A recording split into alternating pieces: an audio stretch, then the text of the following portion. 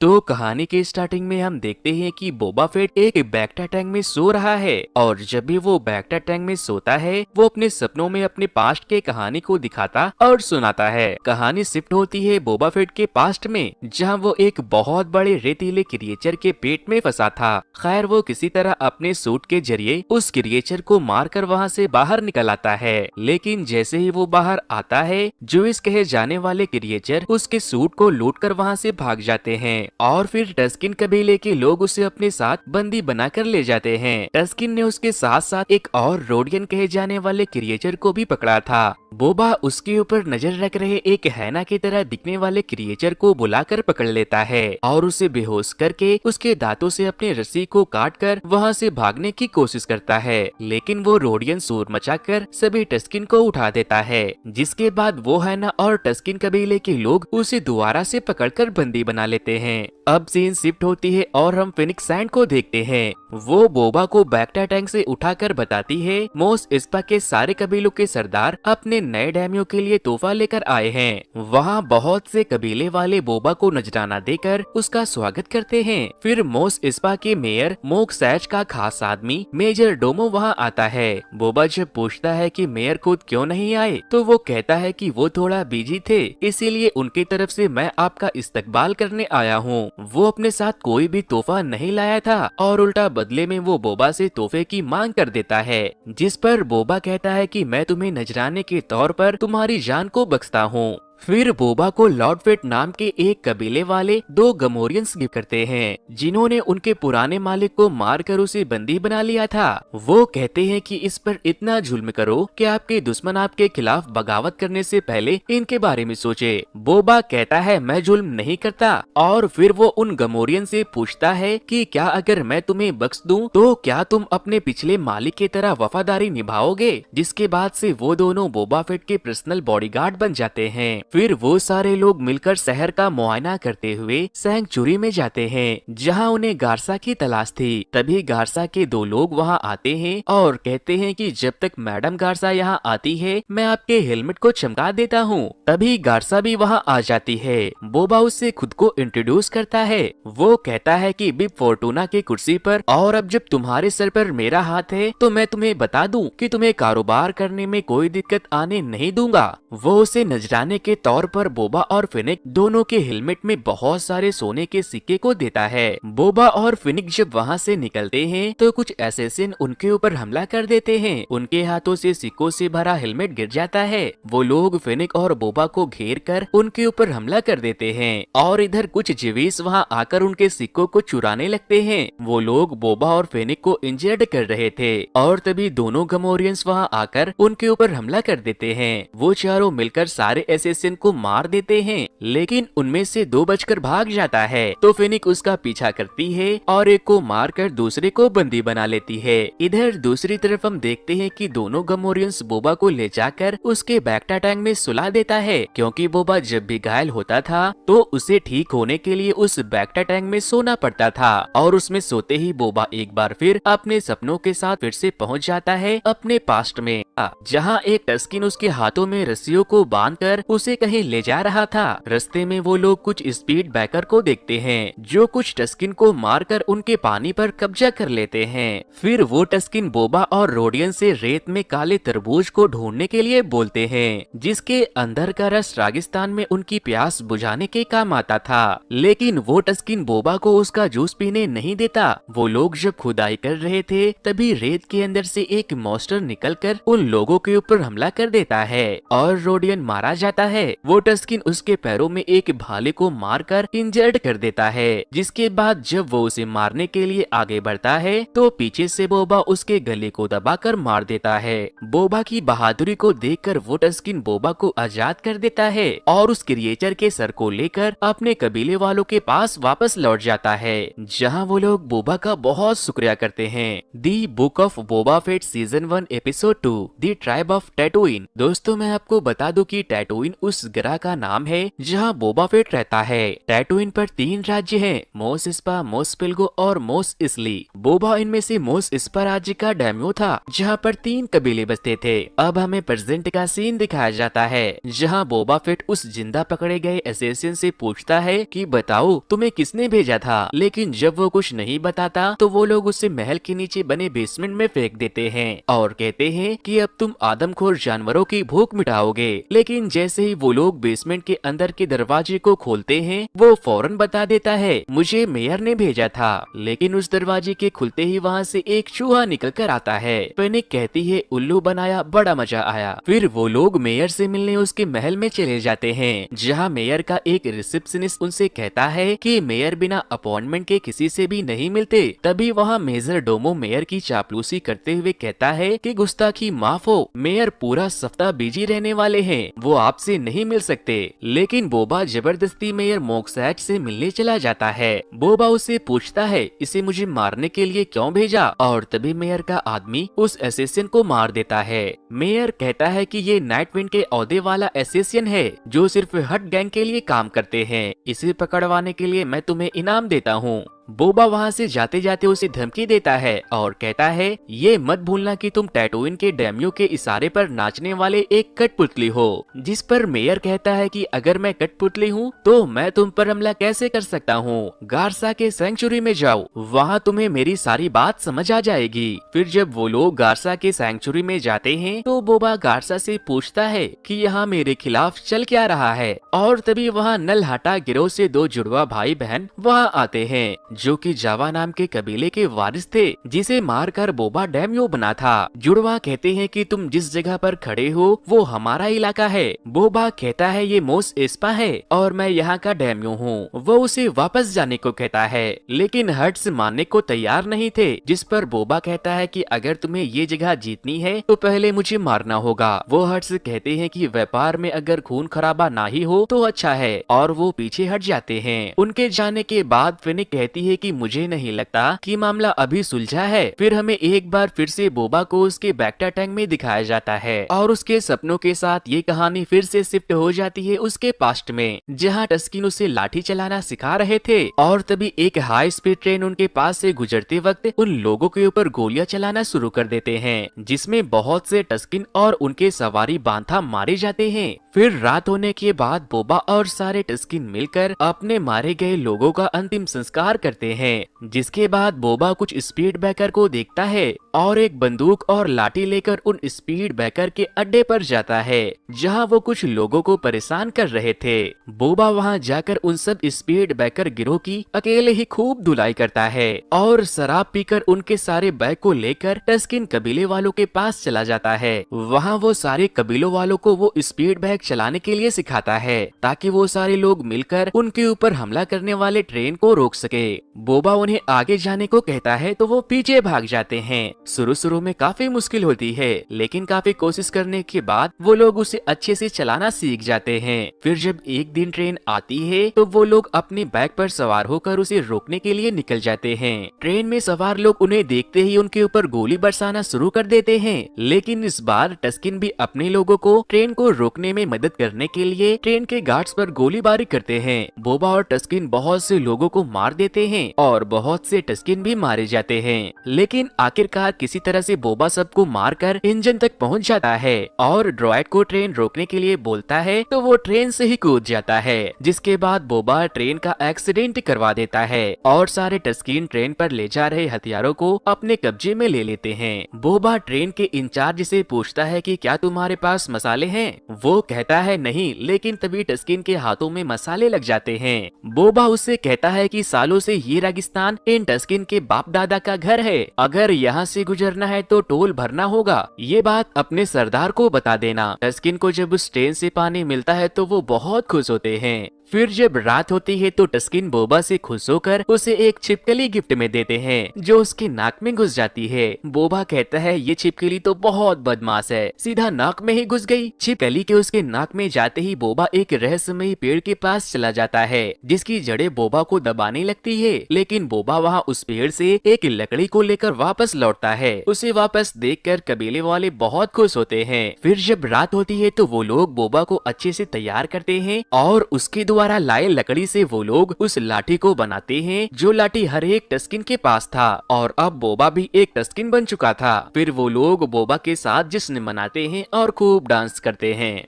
The book of Boba Fett season 1 episode 3 the street of मोस spa. अब scene shift होती है present में, जहां बोबा का एक ड्रॉइड उसे सारे कबीलों वालों के बारे में बता रहा था। तभी वहां लोर्थापिल नाम का एक पानी का व्यापारी आता है। वो कहता है हुजूर आपकी कोई इज्जत ही नहीं है। लॉर्ड फॉर्टूना के मरने के बाद गुंडागर्दी बढ़ गई है। कुछ सड़क छाप लोग मेरे पानी को चुरा रहे हैं और ऐसा पिछले किसी भी डैमियों के होते हुए नहीं हुआ। जिसके बाद बोबा उन लुटेरों से मिलने जाता है कि तुम्हें यहाँ पानी कहाँ से मिला। तो वो लोग बोबा से कहते हैं हम बेरोजगार हैं, इसीलिए ऐसा करना पड़ता है। उनके बातों के सुनने के बाद वो कहता है कि ठीक है फिर अब से तुम मेरे लिए काम करोगे। लेकिन तभी वो पानी का व्यापारी वहाँ आकर कहता है कि नहीं, तुम इन चोरों को सजा देने की बजाय काम पर नहीं रख सकते। जिसके बाद बोबा उसे उसके पानी की कीमत चुकाता है और पानी के दाम को कम करने का आदेश देता है और वो सारे लुटेरे बोबा के साथ चले जाते हैं। अब सीन शिफ्ट होती है एक बार फिर से बोबा की बैक्टा टैंक के साथ उसके सपनों से उसके पास्ट में, जहां वो टस्किन के रेगिस्तान से एक बांथा को लेकर मोसा इसली में पैक से मिलने जाता है। बोबा कहता है कि मैं यहाँ टस्किन के रेगिस्तान से तुम्हारे मसाले सही सलामत लाने ले जा देने के लिए टैक्स लेने आया हूँ। वो कहता है कि तुम जिस क्षेत्र से हमारे सामान को सुरक्षित रखने की बात कर रहे हो उसके लिए स्पीड बैग गैंग के लोग टैक्स ले चुके हैं। मैं सुरक्षा के नाम पर 2 गिरोह को टैक्स भरकर अपना घाटा नहीं कर सकता। जिसके बाद बोबा कहता है ठीक है मैं उनसे निपट लूंगा। फिर जब बोबा वापस से टस्किन कबीलों वालों के पास लौटता है तो किसी ने पूरे टस्किन कबीले का नामो निशान मिटा दिया था। वो वहाँ स्पीड बैग्स गैंग के सैम्बल को भी देखता है और फिर वो सारे टस्किन का अंतिम संस्कार करके एक बांथा को लेकर वहाँ से निकल जाता है। तभी अचानक से सीन शिफ्ट होती है और क्रिसेंटन बोबा को बैक्टा टैंक से निकालकर उसके ऊपर हमला कर देता है। वो बोबा को खूब मारता है, लेकिन तभी बोबा के बाकी के लोग वहाँ आकर उसे बहुत मारते हैं, लेकिन वो उनके आगे टिक नहीं पा रहे थे। गमोरियन भी उसके सामने कुछ नहीं थे और तभी फेनिक बेसमेंट के दरवाजे को खोलकर उसे उसके अंदर बंद कर देती है। जिसके बाद दोनों जुड़वा भाई बहन बोबा से मिलने आते हैं और बोबा से माफी मांगते हैं। वो उसे कहते हैं कि तुम क्रिसेंटन को छोड़ दो और हम तुम्हें उसके बदले में एक नायाब तोहफा देते हैं। बोबा कहता है तुम हमारे ग्रह टैटोइन को छोड़ दो और मैं तुम्हें छोड़ दूंगा। अब हम बहुत जल्द अपने प्लेनेट हुटा पर वापस लौट रहे हैं क्योंकि ये जगह अब मेयर मोक्सैज की होने वाली है। बोबा जब क्रिसेंटन को छोड़ता है तो उससे कहता है दोस्त एक सलाह देता हूँ, वो तो वापस जा रहे हैं लेकिन तुम इनके जैसों के लिए दोबारा कभी मत काम करना। फिर बोबा उस रैनकोर कहे जाने वाले क्रिएचर को अपने बेसमेंट में लेकर जाता है जहाँ उसकी देखभाल करने वाला मास्टर बोबा को बताता है कि अभी ये एक बच्चा है और मैंने इसे पालतू बनाने के लिए इसकी आंखों पर पट्टी बांधी है। वो कहता है कि ये जितने खूंखार होते हैं उतने ही अच्छे होते हैं, ये अपने मालिकों पर जान छिड़कते हैं। आपको इसका मालिक बनने के लिए इसके साथ बस थोड़ा वक्त गुजारना होगा। बोबा बहुत जल्द उस क्रिएचर से घुल मिल जाता है और वो क्रिएचर उसे बहुत जल्दी पसंद भी करने लगता है। मोक्सैच से मिलने जाते हैं और अगेन मेजर डोमो उनसे कहते हैं कि मेयर बहुत मसरूफ है, आने वाले 20 दिनों तक उन्हें सांस लेने की फुर्सत नहीं है। फेनिक उसे डराने की कोशिश करती है तो वो अंदर जाकर दरवाजे को बंद कर लेता है। जब फेनिक दरवाजे को तोड़कर अंदर जाती है तो वो वहाँ से भाग चुका था। जिसके बाद रैस और स्केड अपने बाकी के लोगों के साथ उसका पीछा करते हैं। मेजर बहुत साड़ा बनने की कोशिश करता है और वो रैस और स्केड को चकमा देता है, लेकिन रैस किसी तरह से उसके कार का एक्सीडेंट करवाकर उसे पकड़ लेती है। बोबा उससे पूछता है कि मेयर कहाँ है तो वो बताता है कि वो भाग गए हैं और वो जाकर पैक से मिल गए। थोड़ी देर के बाद स्केड बोबा को खबर भेजता है कि स्टार लाइनर में बैठकर बहुत से पैक्स हमारी ग्रह पर आए हैं। जिसके बाद बोबा समझ जाता है कि पैक्स उसके खिलाफ जंग की तैयारी कर रहे हैं और मोस स्पा का मेयर मोक्सैज उससे मिल गया है।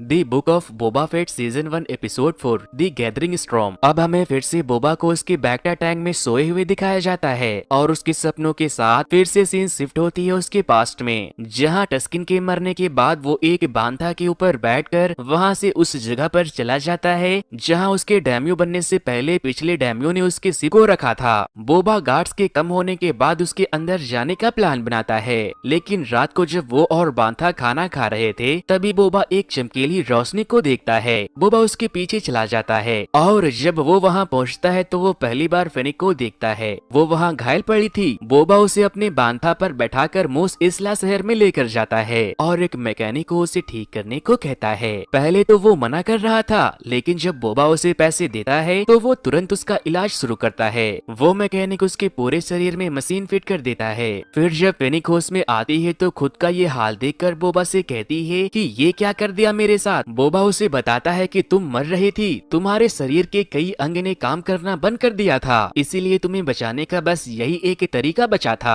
फेनिक उससे पूछती है कि कौन हो तुम। वो कहता है कि मैं हूँ बोबा फेट। तो वो कहती है कि बोबा तो मर गया। बोबा कहता है हाँ, मुझे भी तुम्हारी तरह रेगिस्तान में मरने के लिए छोड़ दिया गया था, लेकिन टस्किन ने मेरी जान बचाई और मुझे अपने लोगों की तरह रखा, लेकिन स्पीड बैकर ने उन्हें मार दिया। बोबा कहता है मुझे तुम्हारी मदद चाहिए मेरे गनशिप को हासिल करने में। वो कहती है कि ठीक है, मैं तुम्हारी मदद करूंगी और फिर मेरा हिसाब बराबर। फेनिक वहाँ के गार्ड्स के लोकेशन को पता करने के लिए उस महल के अंदर एक ड्रोन को भेजती है और उसके वापस आने के बाद फेनिक और बोबा को महल के अंदर का पूरा ब्लूप्रिंट मिल जाता है और वो लोग एक खिड़की को काट कर टनल के रास्ते उस महल के किचन में जा पहुँचते हैं, जहाँ एक ड्रॉइड सेफ उसे रोकने की कोशिश करता है तो फेनिक उसके सर को काट कर अलग कर देती है। और फिर थोड़ा आगे जाने के बाद बोबा को उसका वारशिप दिखाई देता है, लेकिन तभी वहाँ बहुत से गार्ड्स आकर उन लोगों के ऊपर हमला कर देते हैं। फेनिक उन सब को रोकती है और बोबा अपने शिप को स्टार्ट करता है। फिर फेनिक भी किसी तरह से बहुत सारे गार्ड्स को मारकर उस शिप में चली जाती है और वो दोनों वहाँ से निकलने में कामयाब हो जाते हैं।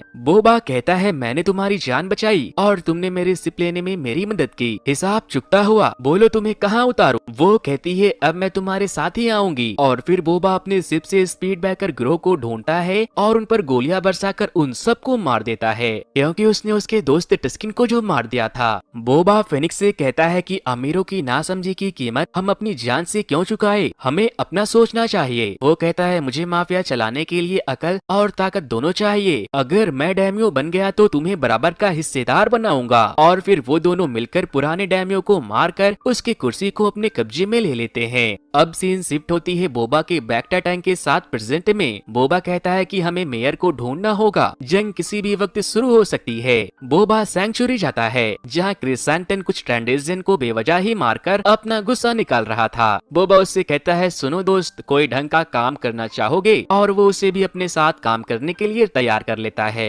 फिर हम देखते हैं कि फिनिक और बोबा मिलकर मोस इस्पा के बहुत से कबीले वालों को मीटिंग के लिए बुलाते हैं और कहते हैं कि पैक्स गिरोह मोस इस्पा में अपने आदमी को धीरे धीरे फैला रहा है और मसाले के कारोबार के नाम पर वो हमारे ग्रह पर कब्जा जमाना चाहता है। वो दिन दूर नहीं जब हम सभी पैक्स के गुलाम बनकर रह जाएंगे। बोबा उनसे कहता है कि मैं चाहता हूँ कि तुम उसे खत्म करने में मेरी मदद करो, जिस पर एक मेंबर कहता है कि क्यों ना मैं तुम्हें ही मारकर डैम्यो बन जाऊं। तभी बोबा का पालतू मॉन्स्टर रैनकॉर जब नीचे से चिल्लाता है तो वो बहुत डर जाते हैं। फिर वो लोग कहते हैं मसाले के कारोबार से हमें फायदा है और पैक्स तुम्हारे इलाके में कब्जा कर रहे हैं, इसमें हम अपने लोगों की जान खतरे में क्यों डालें। जिसके बाद बोबा कहता है कि ठीक है मैं अकेले लड़ूंगा, लेकिन अगर जंग हुई तो तुम पैक्स गिरोह का साथ नहीं दोगे। वो लोग कहते हैं ठीक है हमें मंजूर है। फिर जब वो लोग वहाँ से चले जाते हैं तो बोबा फेनिक्स से कहता है कि हमारे पास दौलत तो बहुत है, लेकिन ताकतवर साथियों की कमी है। जिस पर फेनिक कहती है पैसों से ताकतवर साथियों को खरीद सकते हैं, बस दाम सही होना चाहिए।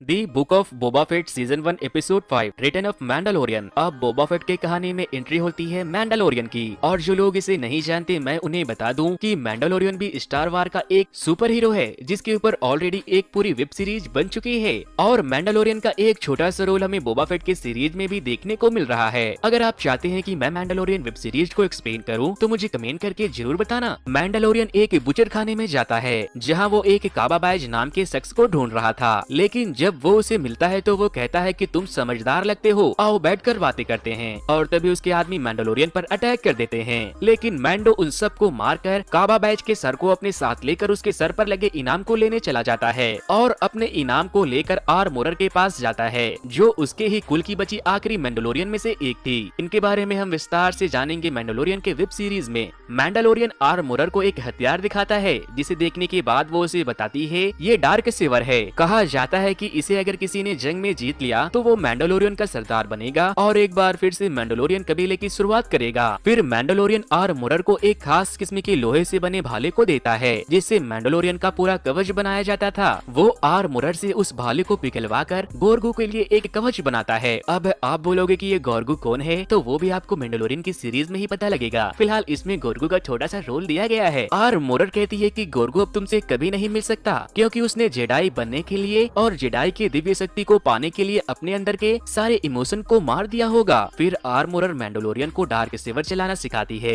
लेकिन वो उसके हर वार के साथ भारी होता जा रहा था। वो कहती है तलवार के खिलाफ नहीं, तलवार के साथ लड़ो। तभी वहाँ तीसरा मैंडोलोरियन आकर कहता है कि इस तलवार को मेरे पूर्वजों ने बनाया था, अगर मैं जीता तो मेरे पूर्वजों की तलवार मेरी। वो दोनों आपस में लड़ते हैं और मैंडोलोरियन उसे हरा भी देता है। जिसके बाद आर्मोरर मैंडोलोरियन से पूछती है कि अपनी कुल की कसम खाकर कहो, क्या तुमने कभी अपने हेलमेट को उतारा है? वो कहता है हाँ। जिसके बाद आर्मोरर कहती है कि अब तुम मैंडोलोरियन नहीं रहे। दोस्तों, इस हेलमेट के पीछे कौन है वो भी हमें मैंडोलोरियन की सीरीज में ही देखने को मिलेगी। फिर मैंडोलोरियन वहाँ से गुस्से में एयरपोर्ट चला जाता है, जहाँ एक ड्राइड उसके सारे हथियार को जब्त करवा लेता है और मैंडोलोरियन बिना हथियार के प्लेन में बैठकर मोसा इसलिए पहुँचता है। वो वहाँ से अपने सारे हथियार को लेकर एक मैकेनिक के पास जाता है, जिसे उसकी काफी पुरानी जान पहचान थी। उसने उसके पुराने शिप रेजर क्रिस्ट के जैसा एक शिप डिजाइन किया था, जिसे देखने के बाद मैंडोलोरियन कहता है ये तो बस खटहरा है। फिर वो उसे उसके बारे में और डिटेल से बताती है। वो बताती है अभी ये अधूरा है, लेकिन पूरा होते ही तुम लाइट की स्पीड से भी तेज भागोगे।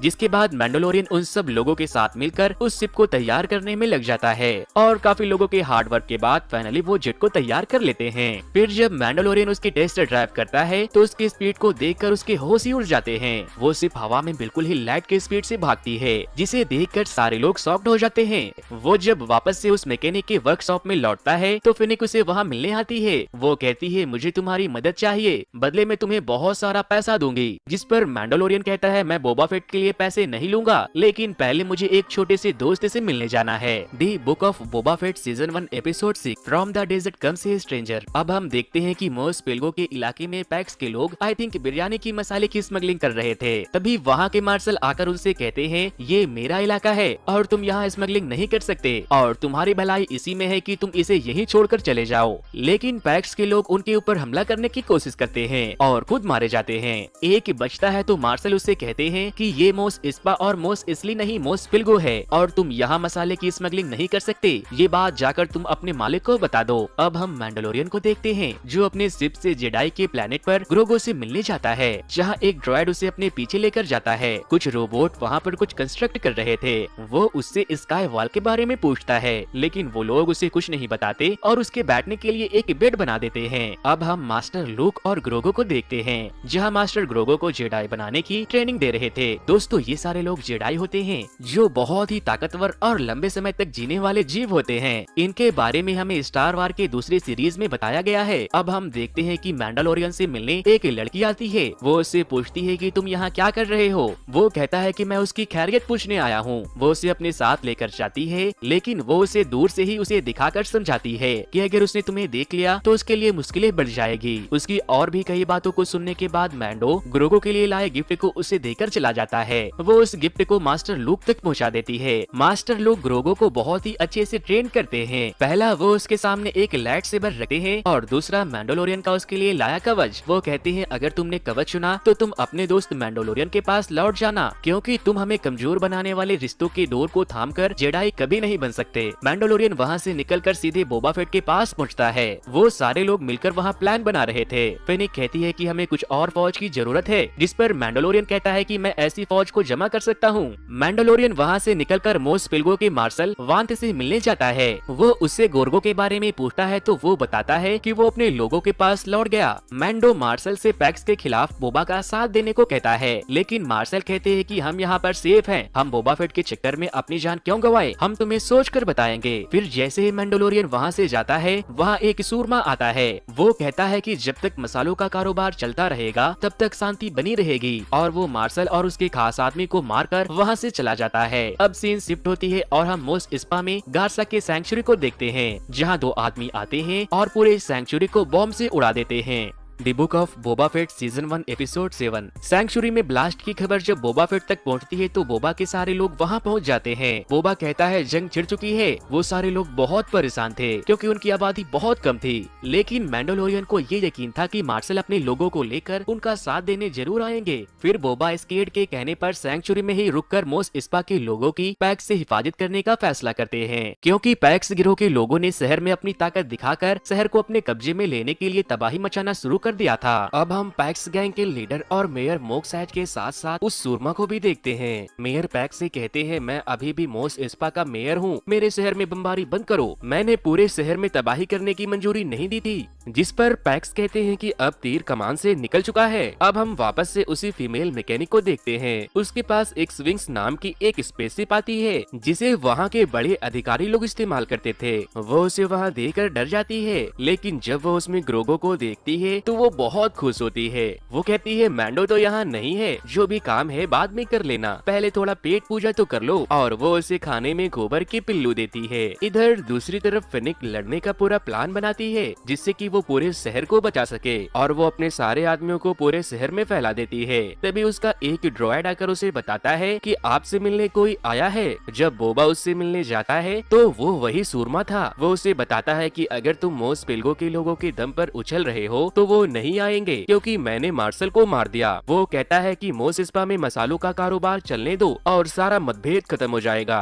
बोबा कहता है नहीं, मैं पैक्स गिरोह के सरदार से बात करूंगा। जिसके बाद वो उसे बताते हैं कि यानी उनसे जिसने तुम्हारे टस्किन परिवार को मारकर इल्जाम स्पीड बैकर के ऊपर लगा दिया। उसकी बातों को सुनने के बाद बोबा उसे मारने का सोचता है, तो फिनिक उसे रोकती है और कहती है बोबा जज्बाती मत बनो, फिलहाल खून के घूंट पी लो, फिर खून के आंसू रुलाना। बोबा उसे कहता है कि अपने बाप को बोल दे, अब कोई समझौता नहीं होगा। जिसके बाद वो सुरमा वहाँ से चला जाता है, और तभी मोस स्पा के बहुत से बाकी के कबीले के लोग बोबा के लोगों के ऊपर हमला कर देते हैं। कुछ लोग गमोरियंस को मारकर खाई में गिरा देते हैं। क्रिस शैंटन पर भी बहुत से लोग मिलकर एक साथ हमला करते हैं, और रैस के भी बहुत से साथी मारे जाते हैं। जब ये बात फिनिक को पता चलती है तो वो अकेले ही पैक्स के सरदार के अड्डे पर चली जाती है, और वहाँ से जाते जाते रास्ते में वो रैस के पास जाकर पैक्स से लड़ने में मदद करती है और उन्हें सैंक्चुरी में जाने को कहती है। बोबा को मोस स्पा के उन तीनों गैंग ने भी धोखा दिया था, जिसने उनसे कहा था कि वो पैक्स के साथ लड़ाई में किसी का साथ नहीं देंगे। बोबा मैंडोलोरियन से कहता है अगर तुम चाहो तो तुम भी यहाँ से जा सकते हो, लेकिन वो कहता है नहीं, ये मेरे खून के खिलाफ है। मैंडोलोरियन कहता है हम दोनों शहीदों की मौत मरेंगे, और फिर वो दोनों मिलकर उन लोगों पर हमला कर देते हैं। उनकी आबादी बहुत ज्यादा थी, लेकिन बोबा और मैंडो की सूट उन्हें बहुत हेल्प कर रही थी, और तभी मोस पिल्गो के लोग उनका साथ देने वहाँ आ जाते हैं। क्रिस शैंटन भी अपनी बंदूक से सबकी अच्छी धुलाई करता है, और आखिरकार वो लोग उन्हें भगा देते हैं। उन्हें पीछे हटते देख बोबा के लोग बहुत खुश होने लगते हैं, लेकिन तभी वहाँ बहुत बड़े बड़े वॉरियर ड्रॉइड आ जाते हैं, और उनके ऊपर लगी उनकी प्रोटेक्शन शील्ड उनका कुछ नहीं बिगाड़ पाती।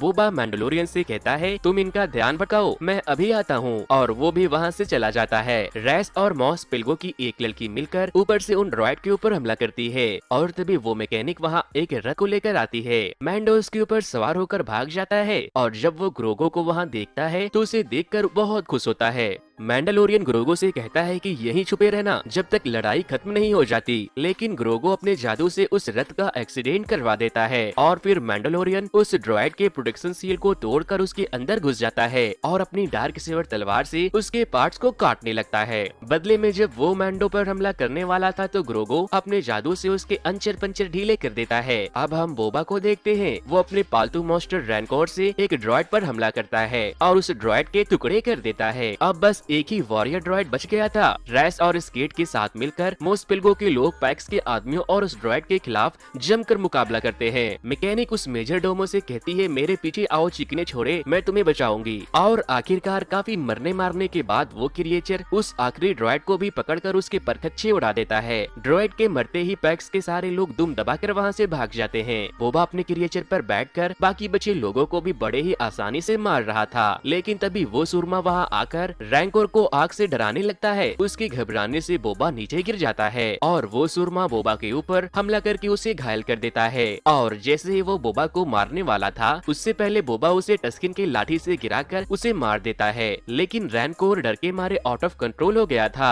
और उसने शहर में तबाही मचाना शुरू कर दिया था। इसीलिए मैंडोलोरियन उसे रोकने की कोशिश करता है तो वो मैंडोलोरियन को भी इंजर्ड कर देता है। जिसके बाद ग्रोगो अपने जादू से उस रैनकोर को सुलाकर उसे अपना पालतू बना लेता है। अब हम फेनिक को देखते हैं, जो पैक्स के अड्डे पर पहुंचकर मार्शल और पैक्स के सरदार के साथ साथ बाकी के सारे कबीलों के सरदार जिसने भी उसे धोखा दिया था उन सबको अकेले ही मार देती है। सीरीज के एंड में हम देखते हैं कि अब मोस स्पा के लोग बोबा की इज्जत करने लगे हैं और मैंडोलोरियन ग्रोगो को लेकर स्पेसशिप में कहीं निकल जाता है। तो दोस्तों, ये कहानी आपको कैसी लगी मुझे कमेंट करके जरूर बताना, और आप क्या चाहते हो, क्या मैं मैंडोलोरियन वेब सीरीज को भी एक्सप्लेन करूं, वो भी मुझे कमेंट करके जरूर बताना। तो आज की स्टोरी में इतना ही। अगर आप लोग मेरे चैनल पर नए हैं तो इस वीडियो को लाइक करके मेरे चैनल को सब्सक्राइब करना तो बिल्कुल भी ना भूले। फिर मिलता हूँ किसी और मूवी के एक्सप्लेनेशन के साथ। Thanks to you.